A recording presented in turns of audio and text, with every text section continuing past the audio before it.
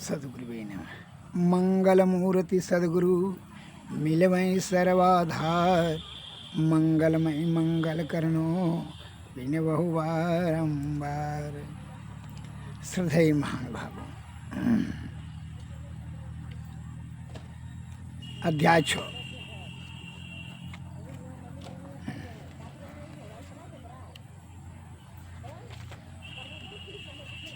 योग शिखोपनिषद।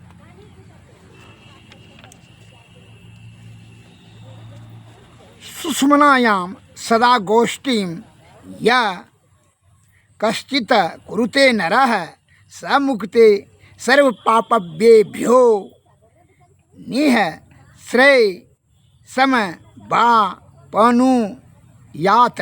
अर्थात जो नर सुषुम्ना में सदा सभा करता है वह सब पापों से मुक्त होकर सच्चा कल्याण पाता है।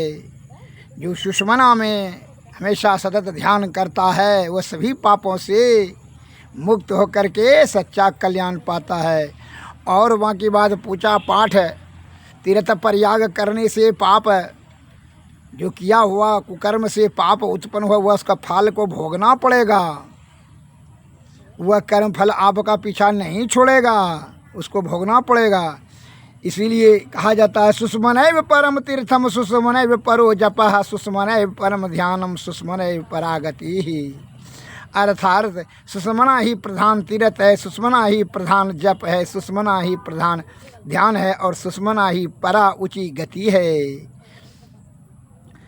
मूल बात में यह है कि अनेक अनेक यज्ञ दनानि व्रतानि नियमास्तः तथा सुषुम्ना ध्यान लेशस्य कलाम नार हंति षोडशीम। अर्थात अनेक यज्ञ दान व्रत और नियम स्वर अल्प मात्र सुषुम्ना ध्यान के 16वें अंश के बराबर भी नहीं है।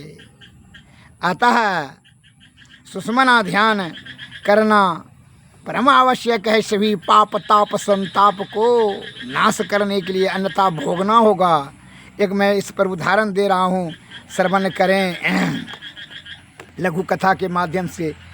सदन कसाई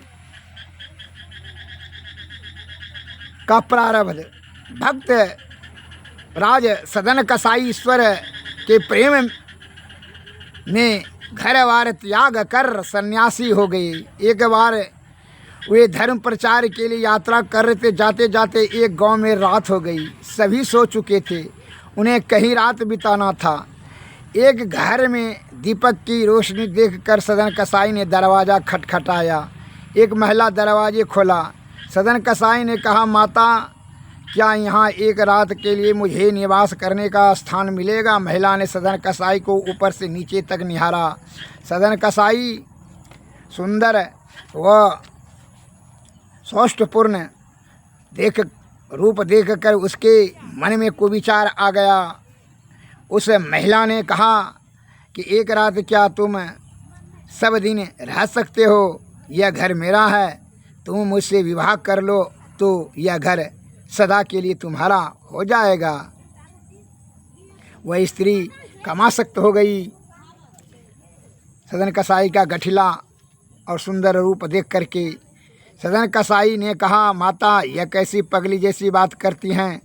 मैं तो आपका पुत्र हूँ। उस महिला के सिर पर पाप सवार था। उसने कहा, जाने दो इन बातों को, तुम मेरा प्रस्ताव स्वीकार कर लो। सदन ने साफ मना कर दिया। महिला सोचने लगी कि शायद यह अंदर सोए उसके पति से डर रहा है। यह अपने घर के अंदर वह अपने घर के अंदर गई। पाप विचार से उन्मत्त होकर उसने गड़ासा उठाया और अपने सोए हुए पति की हत्या कर कमरे से बाहर आ गई। फिर बोली, सुनो, तुम जिससे डरते थे उसे काटे को मैंने समाप्त कर दिया, काट कर समाप्त कर दिया है। अब केवल तुम ही और मैं हूँ।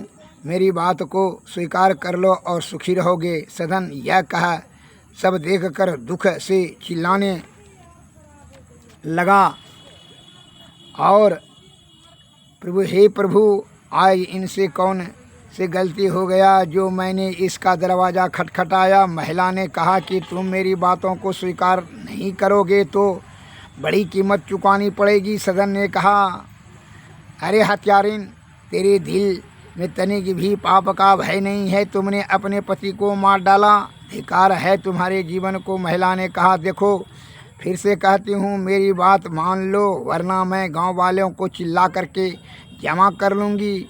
सबको कहूँगी कि इसने मेरे पति का वो मार डाला और मेरे साथ दुष्कर्म करने की चेष्टा की थी। सदन ने कहा, तू कुछ भी कर ले पर मैं गलत आचरण नहीं कर सकता। अपनी दाल गलती न देख करके महिला ने अपने बालों को बिखराया, कपड़े को फाड़ दिया और चिल्लाने लगी, बचाओ बचाओ, आडंबर पाखंड करने लगी। इसलिए कहता है, वर्षा काले मनुष्य से भागे दे तिरिया चरित्र दैवो न जानी ते मनुष्य कुतः है। वह तिरिया चरित्र के चक्कर में पड़ गया सदन कसाई। तब जो है वह गांव वाले सब ने आकर के भीड़ हो गया, पकड़ लिया।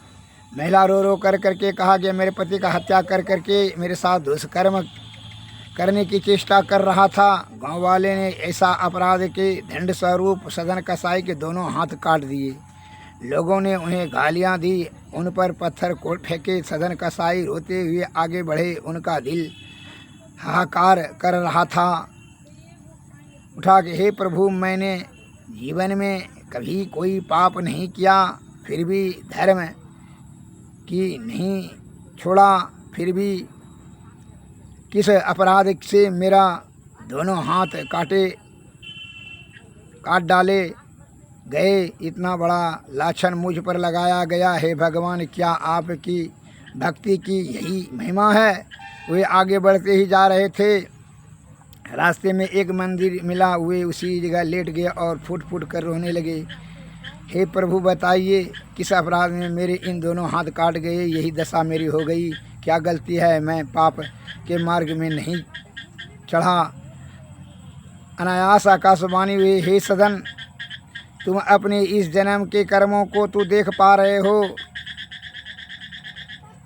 तुमने जो पाप नहीं किया है, पर इसके पूर्व के जन्म में तुमने क्या किया है वह तुमने पता नहीं। तुम इसके पूर्व जन्म में एक तपस्वी ब्राह्मण थे।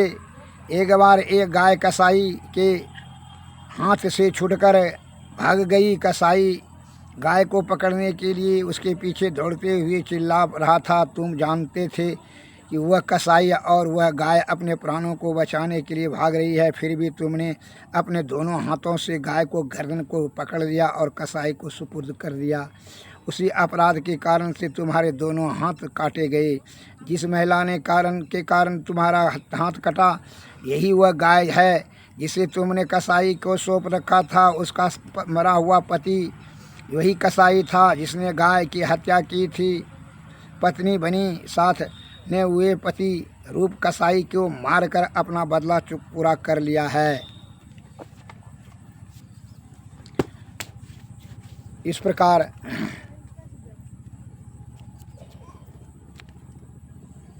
इन बातों को नहीं जान रहे हो, परंतु गति के प्रति नफरत और आक्रोश उसके मन में बार बार उमड़ता रहा।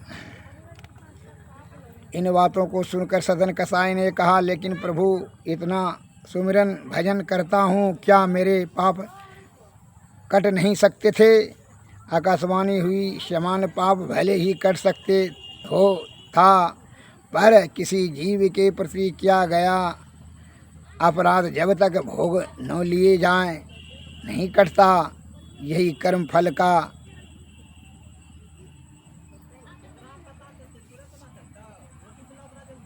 ज्ञान है।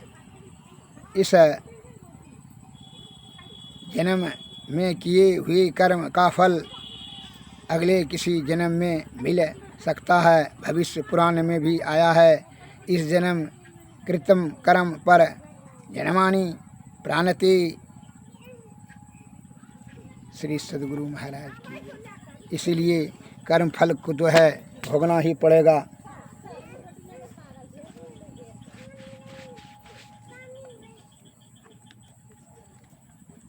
इस बात को सदैव ध्यान रखें। अगर कर्म के फल से पाप फल को अगर यदि भोगने नहीं चाहते हो तो इसके लिए तुमको सुषमना में ध्यान करें और ध्यान से सुरत शब्द योग निरानुसंधान विधि से ब्रह्म की प्राप्ति कर लेने से क्या मन से जो किया गया, मन विषयों का मालिक है, मन ने इसके द्वारा ही पाप किया जाता है। तो सुषमना में ध्यान करने से तीनों पर्दों के पार अंधकार प्रकाश और शब्द मंडल तीनों पर्दों के पार में जाकर के अनहद में चला जाता है यह सूरत। और जब सूरत अनहद में चला जाता है, अनहद में जो शब्द होता है, शब्द में जो ध्वनि होती है, ध्वनि में जो ज्योति निकलती है, उस ज्योति में मन माया और पाप ताप सब जल करके राख हो जाता है, लय हो जाता है, छिन्न हो जाती है आता है। इसलिए कहता है सुरत शब्द योग निरानुसंधान के करने से ब्रह्म की प्राप्ति होती है। इसमें पाप ताप संताप भोगने की भागने की कोई ज़रूरत नहीं है। जन्म मरण और पाप कर्म फल इस सब का कोई प्रकार का कोई भी कष्ट सहज और सरलता से यह जीवात्मा परमात्मा की प्राप्ति कर लेता है। क्योंकि इसलिए कि मन ने क्या न कर्म, अब मन का ही लय हो जाता है अनहत कि जो शब्द होता है, शब्द की ध्वनि में जो ज्योति होती है उसी में लय हो जाता है, मन माया सब लय हो जाता है। इसलिए सुरत शब्द योग ध्यान सुषमना ध्यान करें, सुषमना ध्यान से ही आपका, इसलिए कहता है संत महात्मा लोग क्या कहते हैं, जब पाप ताप से बचना चाहते हो तब, अन्य तो यह है इस संसार में जमराज के फंदे में होकर के जमराज ने पाप के अनुसार से आपको फल देगा, कर्म के अनुसार से, और फल उसके कारण से आपको जोनी जोनी में अधोगति में धकेलते रहेगा, जन्म मरण के चक्कर में तू पड़े रहेगा, विषय आसक्त हो जाने के कारण से। इसीलिए कहते हैं अगर यदि तुम नहीं भोगना चाहते हो, इस सभी से बचना चाहते हो तो सुषमना में ध्यान करो। इसलिए संत महात्मा कहते ध्यानाभ्यास करो सद सदहि, चातक दृष्टि बनाई हो, लखत लखत छवि बिंदु प्रभु की, ज्योति मंडल धसी धाई हो, राम नाम धुन सत धुन सारा, शब्द केंद्र ते आई हो, ताधुन भजत मिलो प्रभु से निज, आवागमन नसाई हो, गुरु की भक्ति साधु की सेवा, बिनु नहीं कछहूँ पाई हो, या ते भज गुरु गुरु नित हो, रहो चरणन लो लाई हो, बिंदु चंद तब सुर प्रकाशे शब्द लहर लहराई हो, जो यति सिमटी रहे सुख मन में, ताको पड़े जनाई हो, मैं ही सदगुरु की बलिहारी, जिन यह युक्ति बताई हो, धन धन सतगुरु मेरे पूरे, निस दिन तब शरण आई हो, ध्यान अभ्यास करूँ सद सदहि, चातक दृष्टि बनाई हो, लखत लखत छवि बिंदु प्रभु की, ज्योति मंडल धसी धाई हो, राम नाम धुन सत धुन सहरा, शब्द मंडल केंद्र ते आई हो, ताधुन भजत मिलूं प्रभु से निज, आवागमन नसाई हो, आवागमन का नाश हो जाएगा। निरंतर ध्यानाभ्यास करते करते विषय वासना छिन्न हो जाएगी और तीनों पर्दों के पार जा कर करके क्या होता है, आवागमन का नाश हो जाएगा। जब बिंदु में जो है ईश्वर की छवि आ जाएगा।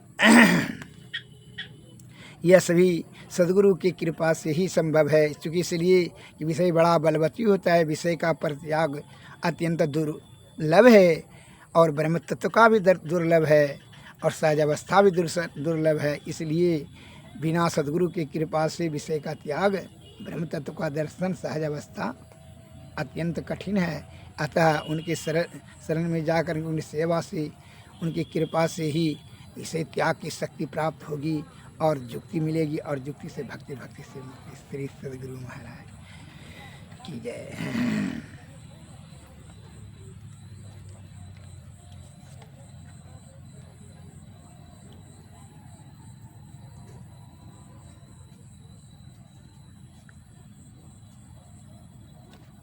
अनम नैनों के तारे चश्म रोशन, क्यों नजरियाते नहीं रूह रोशन, आत्म भूषण क्यों पकड़ जाते नहीं, नख से सीख लो बिंदु प्रति में, तुम रमे हो हे प्रभु, प्रति पकड़े में तुम भरे हो, क्यों धरे जाते नहीं, सर्वम रूपी हो कहाते, फिर और रूपी हो गए, सूक्ष्म तर मन बुद्धि हूँ से, क्यों गहे जाते नहीं, प्रतिअंश में अंतर बाहर, घट के व्यापक व्योम ज्यों, क्या ही तुम हो सर्वे व्यापक, क्यों प्रकट होते नहीं, तुम्हें निज में भेद बुधो को, जो सकती है मिटाया तुम्हें,